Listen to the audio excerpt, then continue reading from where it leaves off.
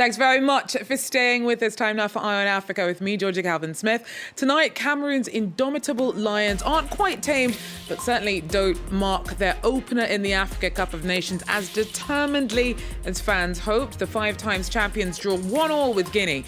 Earlier, defending champion Senegal beat Gambia 3-0 in a pretty procedural win. Also, a despoiled beauty spot in Dakar has been suffocated under mounds of rubbish, raw sewage and plastic pollution. And Central African students are awarded grants to study in France as part of a soft power education drive from Paris aimed at highlighting its higher education system.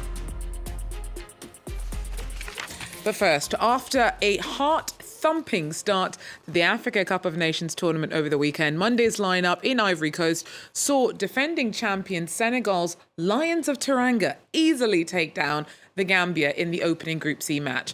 Senegal began its AFCON campaign smoothly with a 3-0 victory over the 126th ranked 10-man underdogs. Not long afterwards, Cameroon faced Guinea in the other Group C match of the day. The indomitable Lions will qualify after a 1-1 draw, but fans will be hoping for a better performance from the Pride going forward. Our Justice Baidu was there for us for those games in Yamoussoukro. He tells us more.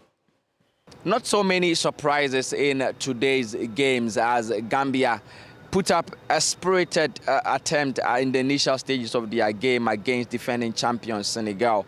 But that was not enough to prevent them from picking their first 3 points in the first game as they begin their journey to defend their title. Gambia, they had quite a tough time coming here with that near tragic incident with their flight losing oxygen in the cabin. Cameroon, 4-time champions, they had to settle for a draw against Guinea.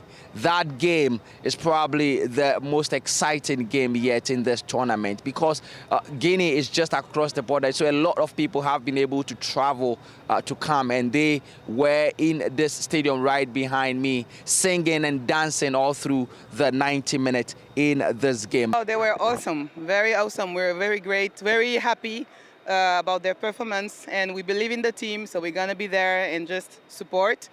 Senegal, everybody expects Senegal to win. What did you think about their performance today?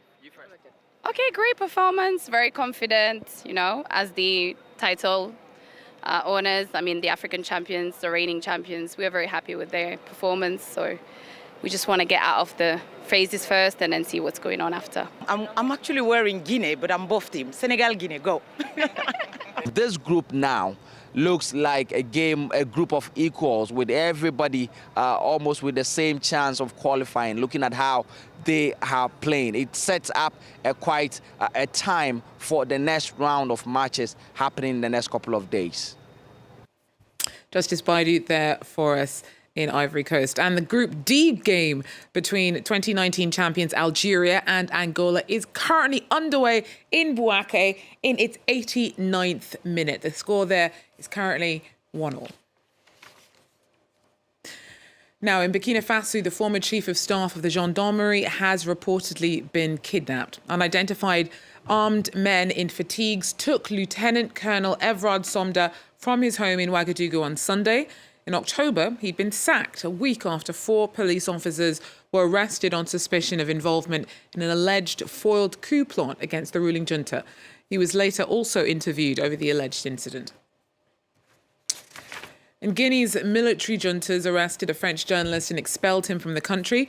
Thomas Dietrich was first held on Sunday and was in Guinea reporting on allegations of corruption at the national oil company. Petrol prices have soared in the country recently, and Dietrich believed that he'd uncovered a scandal. Sam Bradpeace tells us more. The arrest and deportation of Thomas Dietrich has been confirmed by press freedom organisation RSF, which has also recently lamented a crackdown on the media under Guinea's current military regime. Prior to his expulsion, the French journalist had been investigating alleged corruption at the country's national oil company, Sonap. Sonap's role is essentially to import oil into Guinea, and it's led by a man called Amadou Doumbouya, a close ally of the head of the military regime, Colonel Mamadi Doumbouya. Dietrich had access to documents which imply that Sonap has been siphoning off an ever greater share of the profits on imported oil, effectively raising the price at a time when the country is facing a dire national shortage. He also pointed to the seemingly nefarious business practices of a tax haven-based group called Sahara Group, who are the main trader working with Sonap ever since Mamadi Doumbouya took power. Clearly, his reporting has struck a little too close to home for the current military regime.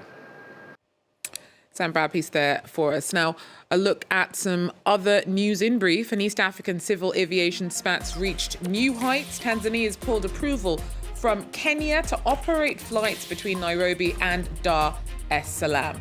Kenya Airways can no longer land in its neighbour's commercial capital in retaliation for Nairobi preventing Air Tanzania from operating cargo flights between the two countries. Tanzania's revenge was due to take effect from the 22nd. However, not long after Monday's initial announcement, Dodoma's foreign minister vowed that he and his Kenyan counterpart would be trying to resolve the dispute over the coming days. Zambia has received its first batch of more than 1 million doses of oral cholera vaccines from the World Health Organization to help rein in an outbreak. That's already forced the postponement of the new school year. More than 374 people have died, at least a dozen over the last day or so. Around 9,500 have fallen sick. At least one person's been killed in fierce storms that have hit Reunion before moving on towards Mauritius. It suffered heavy flooding, with cars submerged in the capital, Port Louis. The international airport's been ordered shut in response to the tropical cyclone, and schools are expected to be closed until Tuesday. Now, Han Bay was once one of the most idyllic beaches in Senegal, but it's wasted away beneath the accumulation of plastic pollution. Authorities have vowed to tackle the issue, but so far, even the large-scale cleanup projects brought in have made little difference. Laurent Berstecker with more. It used to be one of the most beautiful beaches in Africa, with pristine shores and turquoise waters stretching as far as the eye could see. But Han Bay has since lost its shine, its white sand now barely visible under a thick layer of plastic waste, and its water saturated with toxic chemicals. In the late 1970s, we started witnessing extreme pollution. You couldn't swim without stepping on organic waste or solid waste of all kinds. Then we noticed that when we got out of the water, our skin was covered in oil. At the root of the issue, over 60% of Senegal's manufacturing industry has set up shop around the cove and dumps its waste directly into the ocean. All along Han Bay, rusty pipes pour out sewage into the sea, resulting in extremely high concentrations of microplastics, chemicals, and bacteria. A recent study alerted to the health hazards posed by these unregulated practices, yet despite the risks, many Dakar residents continue to fish and swim in Han Bay. Now, when our children go into the sea, they get rashes on their skin. Even fishermen, when they go in, they usually come out with diseases. In 2018, Senegalese authorities launched a massive cleanup project with financial backing from the EU, France, and China. It included plans to build a waste treatment facility and introduce a new pollution tax for companies. And while it has so far made little headway, the government says the project will be completed within the next 2 years. Now, the French embassy in Central African Republics awarded several grants to local students hoping to study in France. It's all part of the Campus France soft power initiative aimed at promoting the French education system abroad. For many Central African students, the time has come to choose a destination for further studies, France. This afternoon, files in hand, they are queuing inside the office of Campus France. Among them, Gail's Fortune Kinder, who has recently passed his final exam. As a French-speaking person, it's wiser to study in France to take advantage of the opportunities available. Above all, I didn't want to suffer too much from the language barrier.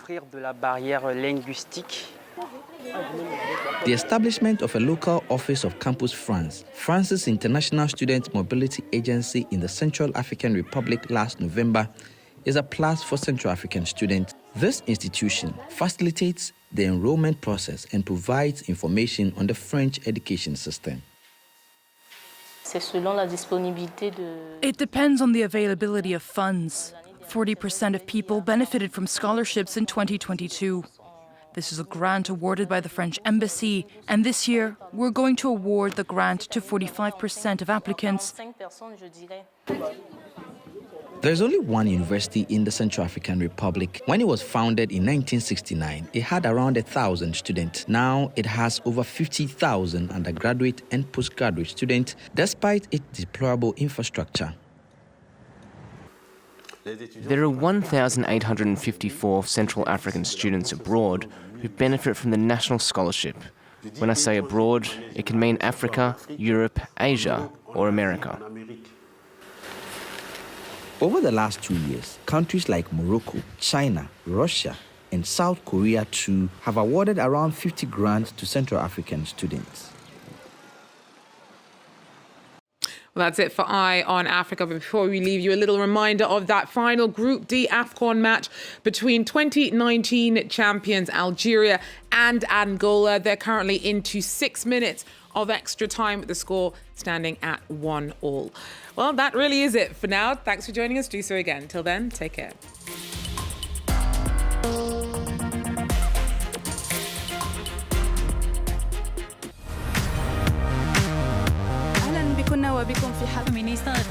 Show about women consacré aux femmes. The 51% is celebrating its 10th anniversary. Hello, I'm Annette Young and welcome to the 51%, a new show about women who are... For the past decade, we've been reporting on women who are reshaping our world. 4 dedicated hosts in English, French, Arabic and Spanish.